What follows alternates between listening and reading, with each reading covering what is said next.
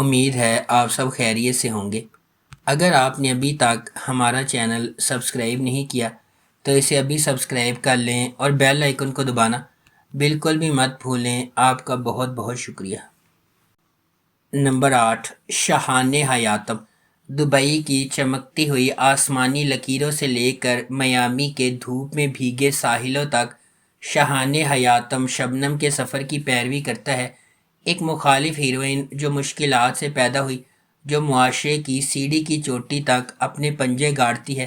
شبنم ایک اسکالرشپ والی بچی تھی جو ایک ایلیٹ اسکول میں پڑھتی تھی، جہاں اسے امیر طلباء کے والدین اور یہاں تک کہ اس کے کچھ اساتذہ نے تنگ کیا تھا۔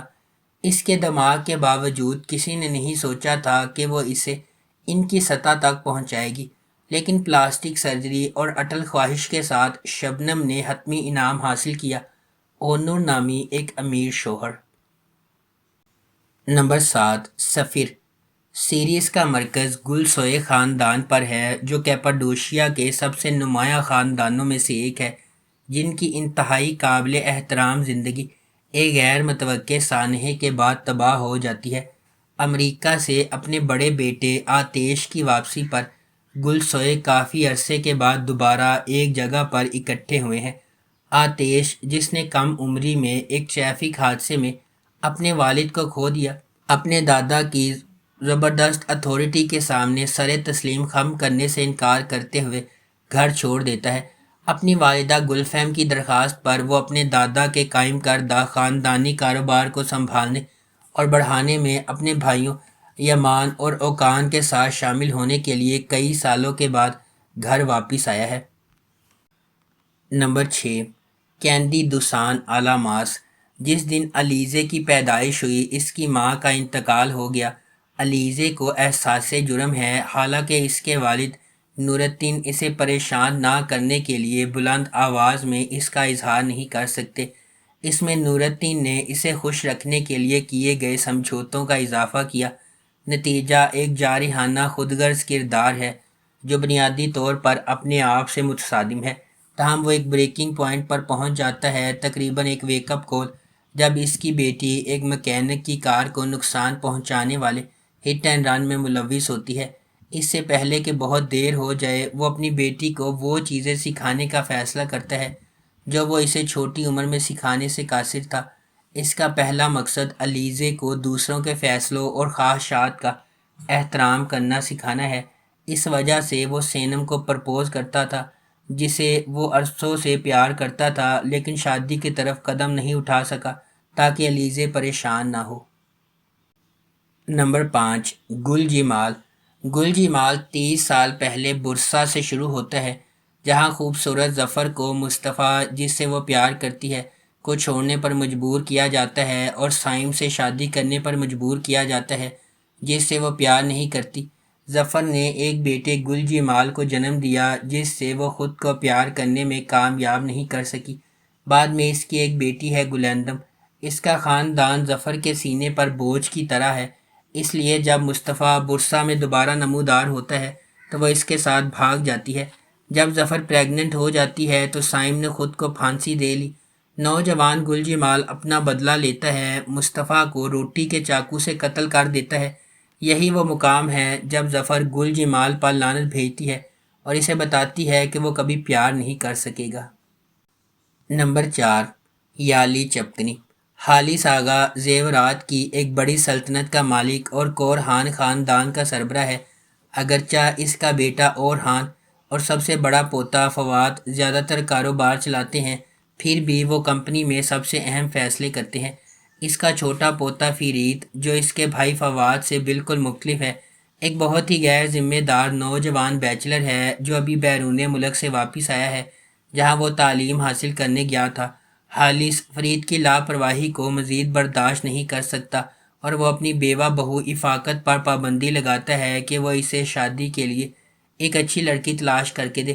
یہ خبر کہ حالس آغا اپنے پوتے کے لیے دلہن کی تلاش میں ہے، نیلے رنگ سے گازین ٹپ میں کاظم کی حویلی تک پہنچتی ہے۔ کاظم کے امیر ہونے کی واحد امید اس کی خوبصورت بیٹیاں سنا اور سیران ہیں۔ نمبر 3، کان چیچی کلیری۔ کان چیچی کلیری دیلان اور باران کی چلتی پھرتی کہانی اور شادی کے بارے میں بتاتی ہے، جس پر وہ اپنے ارد گرد کے لوگوں کی دشمنی کے باوجود خونی جھگڑے کو ختم کرنے پر مجبور ہوتے ہیں، ایک ایسے جذبے کو بھڑکاتے ہیں جو یا تو محبت میں پھوٹ پڑے گا یا تباہی لائے گا۔ باران کو اپنے بھائی کو بچانے کے لیے اپنے دشمنوں سے نفرت کو ایک طرف رکھنا چاہیے اور اس جرم پر قابو پانا چاہیے جس میں اس کی ماں کو ہلاک کر دیا گیا تھا، کیونکہ وہ بدلہ لینے کے لیے ایک خاندان میں امن قائم کرنا چاہتا ہے۔ تقدیر اس وقت کال آتی ہے جب باران کے چچا نے انکشاف کیا کہ اس نے اپنے والدین پر حملہ کرنے والوں کا سراغ لگایا ہے، لیکن اس کے چچا ایک خوفناک راز چھپاتے ہیں۔ وہ ایک جال بچھا رہا ہے اور در حقیقت اس حملے کے پیچھے وہ شخص ہے، اس امید میں کہ اگر باران بدلہ لے اور جیل چلا جائے تو وہ خاندان کی قسمت پر ہاتھ ڈال لے گا۔ نمبر 2، اسارت۔ اورہن ایک کامیاب بزنس مین ہے جس کی پرورش ایک امیر لیکن محبت سے محروم خاندان میں اپنی جڑواں بہن نیہان، چھوٹی بہن نورشا اور ان کی سرد دور کی ماں عفیفے کے ساتھ ہوئی۔ کچھ عرصہ قبل نیہان نے ایریٹیریا میں ڈاکٹر کے طور پر رضاکارانہ کام کرنا شروع کیا تھا، لیکن حال ہی میں اس سے رابطہ کرنا ناممکن ہو گیا ہے اور اس کے گھر والے اس کے لیے پریشان ہیں۔ اورہن اپنی جڑواں بہن کے پیچھے جانے اور اسے گھر واپس لانے کا فیصلہ کرتا ہے۔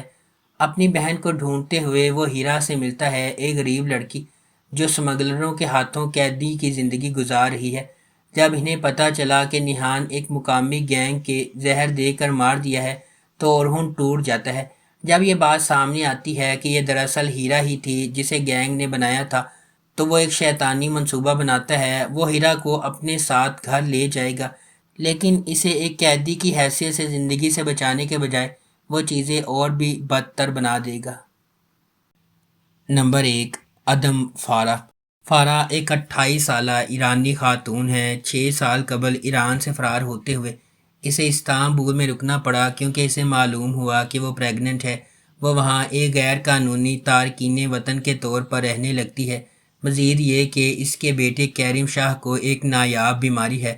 چونکہ مدافعتی نظام پیدائش سے ہی بہت کمزور ہے، اس لیے کیرم شاہ بیماریوں کے لیے کھلا ہے، اس لیے اسے جراثیم سے پاک ماحول میں رہنا پڑتا ہے۔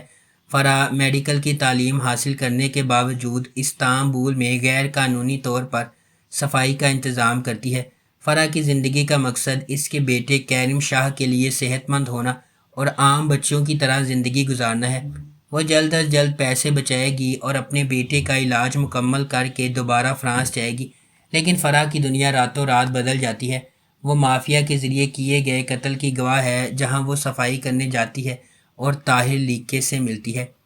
اگر آپ کو ہماری یہ ویڈیو پسند آئی ہے تو اسے لائک کریں، شیئر کریں اور ہمارے چینل کو سبسکرائب کرنا بالکل بھی مت بھولیں۔ آپ کا بہت بہت شکریہ۔